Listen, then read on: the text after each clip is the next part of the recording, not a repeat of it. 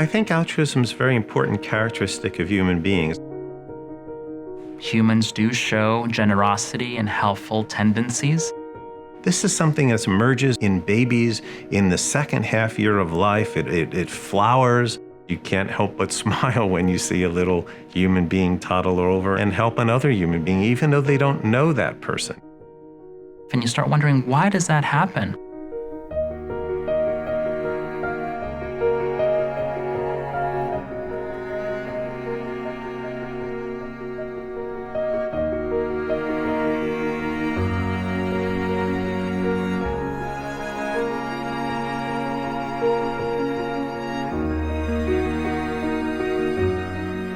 That, in part, is what our Templeton project is indeed about, to find out what components of this might be biological, built in, and what might emerge from very early social interaction with others. And that's very, very difficult to tease apart. And that's the magic of being a developmental psychologist.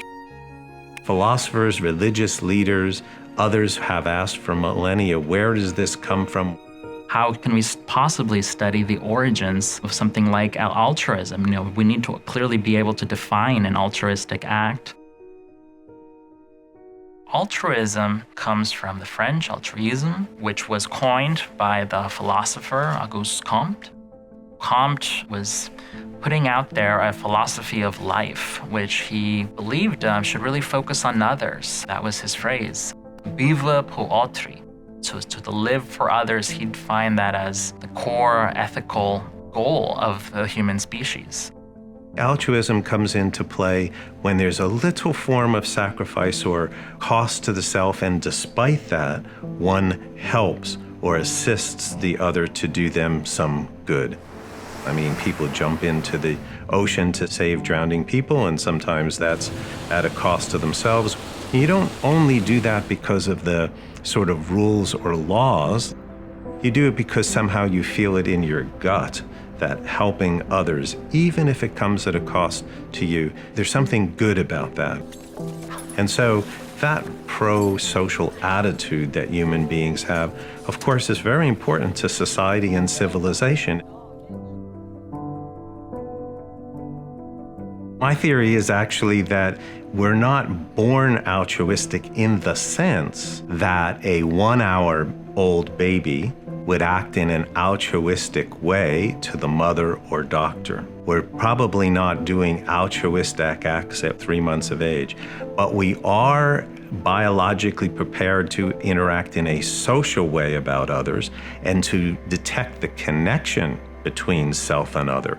And that fundamental connection of recognizing that people out there are like me and I am like them, I do believe is present at birth. And I think gives rise to our altruistic behaviors. It's as if you take the biological roots of recognizing others like me, add social interaction, and what flowers from that is altruism. It's a dynamic interplay. It is not taught explicitly. It arises in the child from implicit understanding of others and their social interactions with others. I think saying that there's biological roots still allows for there to be individual differences, individual tendencies. Doesn't mean that everybody's identical.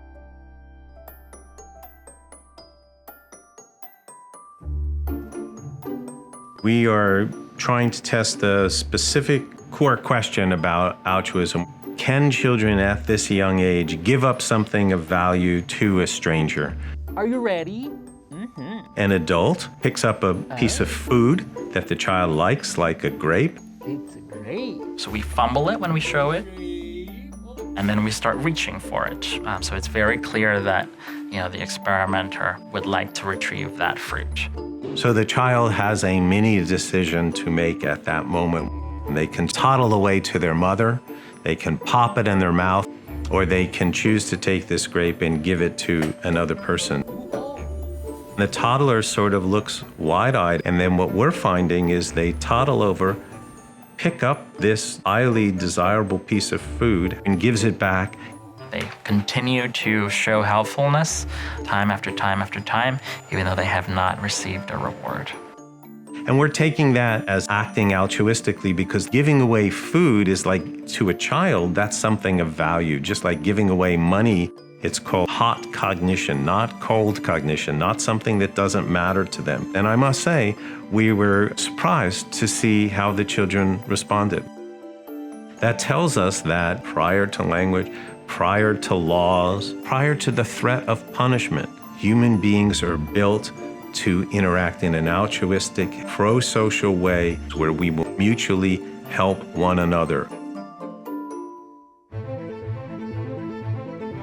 I think part of the child's motivation is they can recognize the similarity between self and other. They want help from others. They want others to give the object back to them that has fallen out of their hands. And they can relate their own past experience, their own sense of self and their desires to what they see your desires being, the recognition that you are like me. That person's outstretched hand trying to reach for an object is being like my own outstretched hand when I am trying to reach for an object. This fundamental identity between self and other, I think, is enormously important. It's related to imitation. Imitation is this fundamentally important way that they learn about people, they learn about objects, and they learn about themselves and their own powers and abilities from watching others. It is a very, very rapid learning channel in young babies. They're like little sponges learning from us all the time, and they're learning social lessons from watching us. Part of the messages we try to share with parents is that you are a role model for your child. You are your child's first teacher. The way we interact with each other, the child is processing that. They're picking up those patterns of behavior simply from watching us, and it changes them.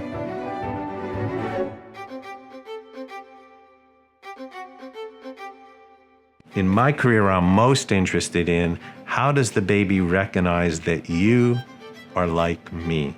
And we're studying that through neuroscience. MEG stands for magnetoencephalography.